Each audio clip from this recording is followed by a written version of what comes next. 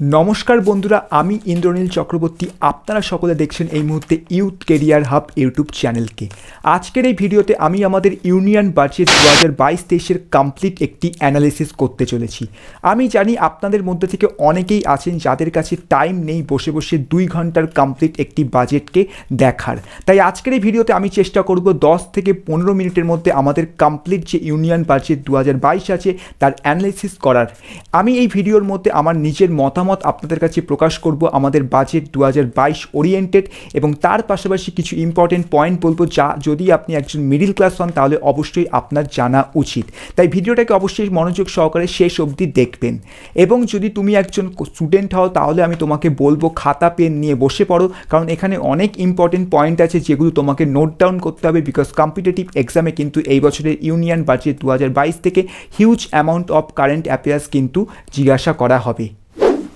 Union budget 2022-23 সম্পর্কে actual analysis করার আগে সবার প্রথমে আমি আপনাদের কাছে একটা প্রশ্ন জিজ্ঞাসা করব, যে প্রশ্নটার উত্তরটা আপনারা প্রত্যেকে নিচে কমেন্ট সেকশনে দেবেন। আর সেই প্রশ্নটি হলো ভারতবর্ষের সর্বপ্রথম বাজেট কত সালে পেশ করা হয়েছিল এবং কে পেশ করেছিল, তা অবশ্যই কমেন্ট সেকশনে উত্তরটা লিখে আপনারা প্রত্যেকে জানাবেন।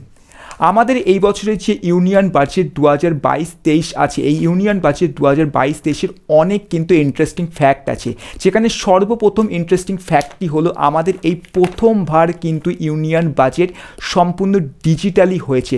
অর্থাৎ এই প্রথমবার পার্লামেন্টে কোনো কেন্দ্রীয় মন্ত্রী পেপারলেস বাজেট কিন্তু পরিবেশন করি, যেখানে আমরা দেখতে পেয়েছি আমাদের কেন্দ্রীয় মন্ত্রীকে সম্পূর্ণ পেপারলেস ডিজিটাল ট্যাবের মাধ্যমে বাজেটকে পরিবেশন করতে। So this is a very interesting fact about related to Union Budget 2022. Budget analysis শুরুতেই আপনাদের জন্য একটা খুবই গুড নিউজ আছে। আমাদের Indian GDP is expected to grow at 9.2% in the financial year of 2022 and 2023। অর্থাৎ এই আগামী এক বছরে আশা করা হচ্ছে আমাদের ভারতবর্ষের জিডিপির রেট 9.2% গ্রো করবে, যেটা অ্যাজ এ ইন্ডিয়ান কিন্তু অনেকটাই খুশির খবর আমাদের কাছে। সো এটা হচ্ছে আমাদের বাজেটের সবথেকে কি মুভমেন্ট এই ইউনিয়ন বাজেটের, ঠিক আছে। এবং আমাদের এই যে ইউনিয়ন বাজেট 2022-23 আছে, এতে কিন্তু টোটাল আমাদের 7.5 লাখ কোটি টাকা হচ্ছে বরাদ্দ করা হয়েছে, যা গত বছরের তুলনায় 35% বেশি। প্রিভিয়াস ইয়ার অর্থাৎ 2021-এর ইউনিয়ন বাজেটে যে অ্যামাউন্টটা বরাদ্দ করা হয়েছিল সেটি ছিল আমাদের 5.54 লক্ষ কোটি টাকা, বাট এই বছর সেই অ্যামাউন্টটাকে আরও বাড়ানো হয়েছে। সবার প্রথম বাজেটের মধ্যে যে ক্যাটাগরিটা নিয়ে আমি আলোচনা করব সেটি হচ্ছে আমাদের education sector, because education is the pillar of every country and India is the development country and we all know in India the youth power is so high. So education should be our first priority, but government কি আমাদের সেই জিনিসটা মনে করে? Because union budget 2022-কে যদি আমরা ভালো করে দেখি তাহলে কিন্তু কখনোই আমাদের মনে হচ্ছে না যে আদৌ আমাদের এডুকেশন পাওয়ারটাকে ইমপ্রুভ করতে চাইছে। হ্যাঁ অবশ্যই এডুকেশনের ক্ষেত্রে আপনাদের হচ্ছে এই বছর কিছু টাকার পরিমাণ ইনক্রিজ করা হয়েছে গত বছরের তুলনায়, কারণ প্রিভিয়াস যে ফাইন্যান্সিয়াল ইয়ার ছিল 20-21 সেই বাজেটের ক্ষেত্রে এডুকেশনে টোটাল 93,000 করোড় রুপিস বরাদ্দ করা হয়েছিল। এই বছর সেই 93,000 কোটি টাকা অ্যামাউন্টটাকে ইনক্রিজ করে 1.04 লক্ষ কোটি টাকা করা হয়েছে, যেটা আমি যদি বলি তাহলে খুবই সামান্য পরিমাণে ইনক্রিজ করা হয়েছে। বাট এতটা সামান্য পরিমাণে ইনক্রিজ করলে হবে না, কারণ 2020 সালে যখন আমাদের Indian government new education policy launch করেছিল তখন ইন্ডিয়ান গভর্নমেন্টের টার্গেট ছিল আগামী কয়েক বছরের মধ্যে ইন্ডিয়ার জিডিপির মধ্যে 6% কন্ট্রিবিউট যেন এডুকেশনের হয়ে থাকে। বাট কারেন্টলি যদি আমরা দেখি তাহলে ইন্ডিয়ান জিডিপিতে আমাদের এডুকেশন সেক্টরের কন্ট্রিবিউট মাত্র 3%, যেটা অনেকটাই কম। তাই এডুকেশনকে যদি গ্রো করতে হয়, এডুকেশন সেক্টরকে যদি ইমপ্রুভ করতে হয় তাহলে এডুকেশনের মধ্যে আরও বেশি পরিমাণে অ্যামাউন্ট কিন্তু বরাদ্দ করতে হবে। এর পাশাপাশি এডুকেশনের মধ্যে আরও যে একটা জিনিস জানতে পারলাম, খুব শীঘ্রই আমাদের গভর্নমেন্ট ডিজিটাল ইউনিভার্সিটি লঞ্চ করছে, যার মাধ্যমে ভারতবর্ষের সমস্ত টেলিভিশনে একটি করে গভর্নমেন্ট থেকে টেলিভিশন চ্যানেল ক্রিয়েট করা হবে, যার মাধ্যমে হচ্ছে আমাদের এডুকেশন অনলাইন প্রোভাইড করা হবে। এবং এটাও জানা গেছে যে এই চ্যানেলগুলো প্রত্যেকটা রিজিওনাল ল্যাঙ্গুয়েজে ক্রিয়েট হবে, অর্থাৎ এখানে কোনো হিন্দি বা ইংলিশে শুধু পড়ানো হবে না, প্রত্যেকটি মাতৃভাষায় হচ্ছে এডুকেশন প্রোভাইড করা হবে, যেটাও একটা খুবই ভালো নিউজ, যা আমরা ইউনিয়ন বাজেট 2022-23 থেকে জানতে পেরেছি। আমাদের এই ইউনিয়ন বাজেট 2022-23-এর একটি ইম্পর্টেন্ট পার্ট হলো ইনফ্রাস্ট্রাকচার ম্যানেজমেন্ট।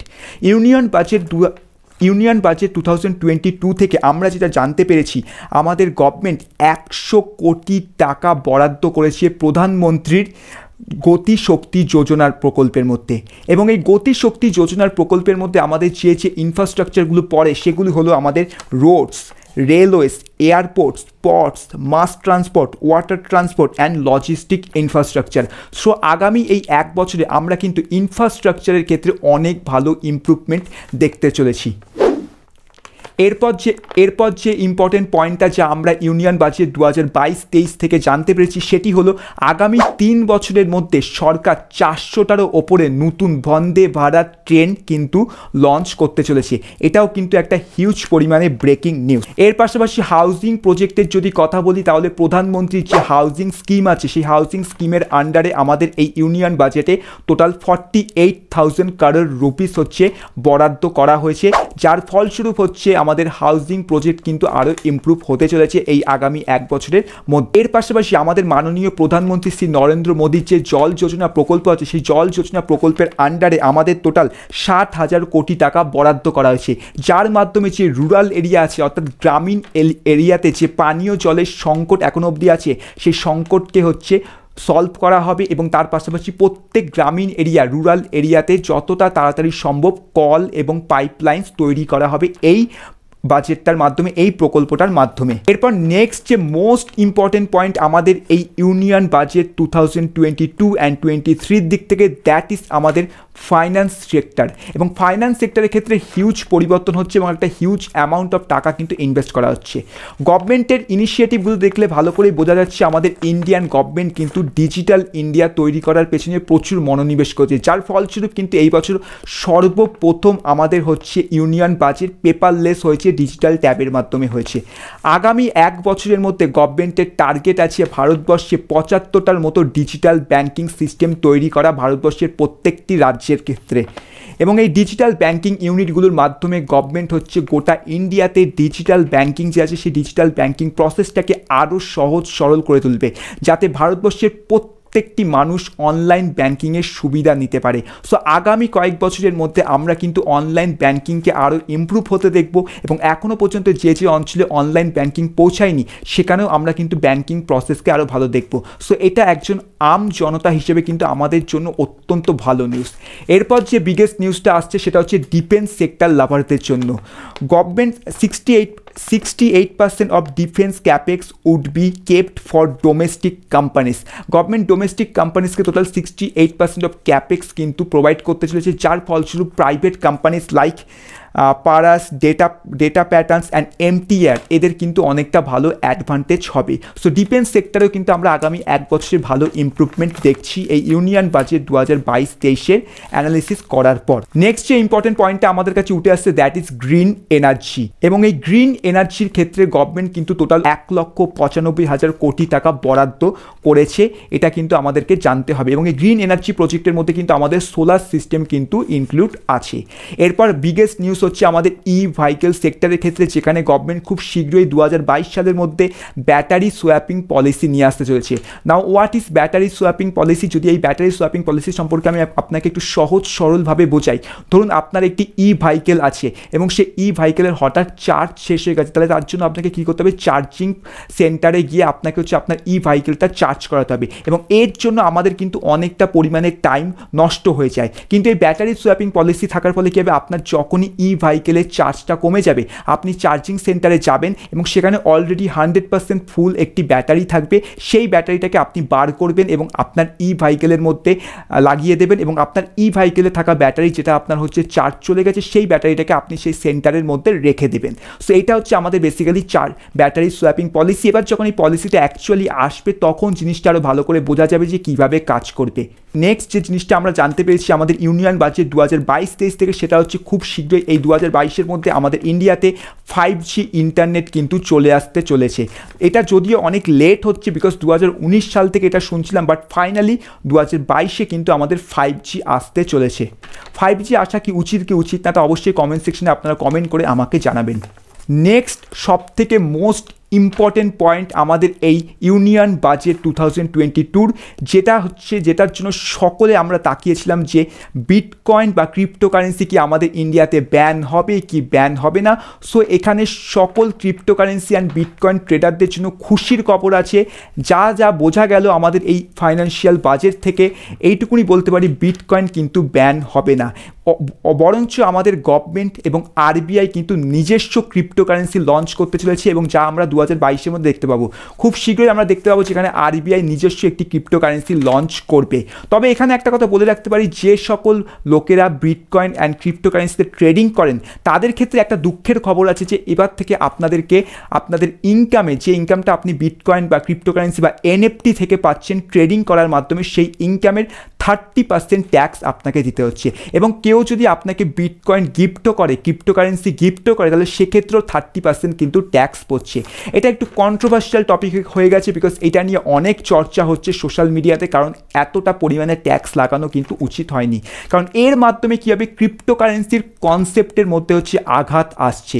কারণ ক্রিপ্টোকারেন্সির কনসেপ্টটাকে যদি আমি আপনাকে একটু ভালো করে বোঝাই, ক্রিপ্টোকারেন্সি বা বিটকয়েনকে হচ্ছে ডিসেন্ট্রালাইজড অ্যাপ্লিকেশন বলা হয়, অর্থাৎ যার উপর কোনো প্রকার সরকার বা কোনো প্রকার অর্গানাইজেশন বা কোনো প্রকার ইউনিয়নের নিয়ন্ত্রণ থাকে না। তাই জন্যই ক্রিপ্টোকারেন্সি হচ্ছে ডিসেন্ট্রালাইজড অ্যাপ্লিকেশন। বাট এক্ষেত্রে যদি আমাদের আরবিআই বা গভর্নমেন্ট যদি নিজস্ব ক্রিপ্টোকারেন্সি লঞ্চ করে, ক্রিপ্টোকারেন্সিতে ট্রেডিংয়ের ক্ষেত্রে যদি 30% ট্যাক্স লাগিয়ে দেওয়া হয়, তাহলে সেক্ষেত্রে কিন্তু ক্রিপ্টোকারেন্সির যে কনসেপ্ট আছে সেই কনসেপ্টটাকে কিন্তু নষ্ট করে দেওয়া হচ্ছে। আপনাদের কি মতামত এক্ষেত্রে অবশ্যই কমেন্ট সেকশনে কমেন্ট করে আমাকে জানাবেন। এরপর মোস্ট ইম্পর্টেন্ট পয়েন্ট আমাদের এই ইউনিয়ন বাজেটের, and that is middle class.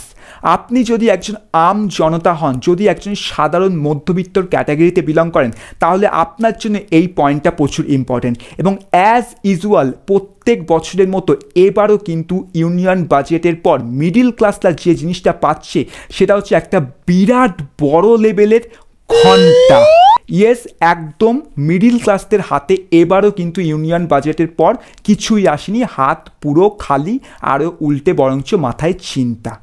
আশা করা হয়েছিল যে আমাদের যে ট্যাক্স স্ল্যাবস আছে সেই ট্যাক্স স্ল্যাবসে আমাদের কিছুটা পরিমাণ ইনক্রিমেন্ট করা হবে, বাট সেই জিনিসটা কিন্তু করা হয়নি, যা অবশ্যই ইকোনমির দিক থেকে দেখতে গেলে কিন্তু উচিত নয়। কারণ অনেক ইকোনমিস্টরা মনে করে থাকে একটা দেশের ইকোনমি তখনই গ্রো করবে যখন সেই দেশের মিডিল ক্লাস লোকেদের কাছে খরচা করার পরিমাণ বেশি থাকবে, টাকার পরিমাণ বেশি থাকবে। কারণ টাকার পরিমাণ যদি মানুষের কাছে বেশি থাকে, সাধারণ আম জনতার কাছে, তাহলে আমরা হচ্ছে বেশি পরিমাণে সেই টাকাটা খরচা করতে পারবো। এবং যত বেশি পরিমাণে আমরা টাকা খরচা করব তত স্পেন্ডিং পাওয়ার আমাদের ইনক্রিজ হবে।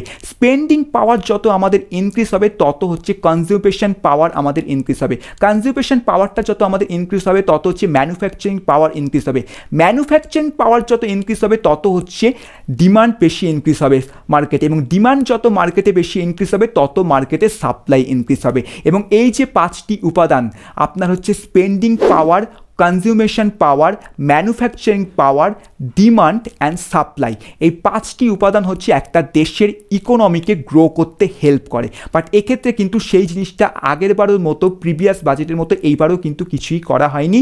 ট্যাক্স স্ল্যাব কিন্তু ইনক্রিজ করা হয়নি, যার ফলে সাধারণ মানুষের মধ্যে ট্যাক্স বার্ডেনটা সেই থেকেই গেল।